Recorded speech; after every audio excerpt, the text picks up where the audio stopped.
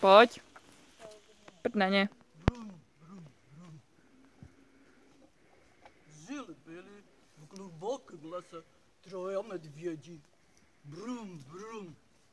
Один veliký, střední a třetí malinký. Один raz medvědi šli v les za malinou. Šli brum, brum. A v chyšu přišla Mášenka. Красивая. Машенька красивая. Как черешня. Машенька гладная. Машенька успалая. А Машенька устатая. Какой красивый столец. Машенька сидела в нем.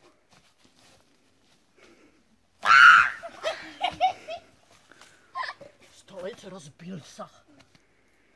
Машенька, боли. Stolec, ой. Машенька нашла другой столец. А, красивый. Машенька садла с мной. Машенька садила с мной. Машенька, забери. Stolec krasivý! Kladni! Mášenka! Osvobodí se! Oj. Není ti zlaté močičky. Máš, takový krasivý stolec. Машенька,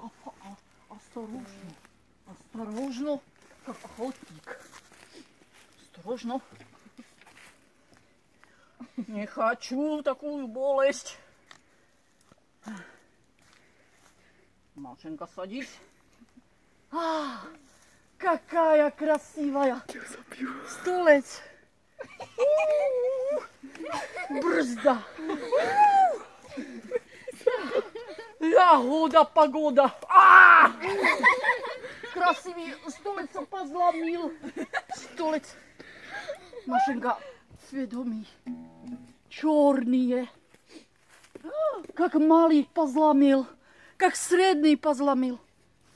А великий царь. Позломил тоже. Машенька. Кожа чоже. Машенька садилась. Машенька уснулась. А или-били трое медведей. И шли домой. Брум. Где jsou медведи? Brum. A rusky neumím. Kdo se to volal postihnout?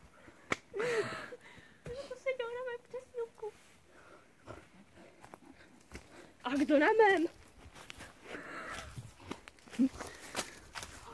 Kdo mi zlomil břátko na písku?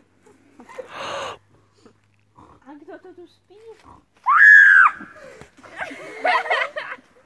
Большой медведой! Убегай, зайчик мой!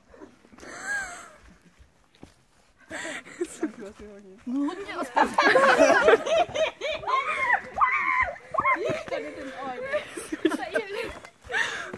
Já si odráží od hlav.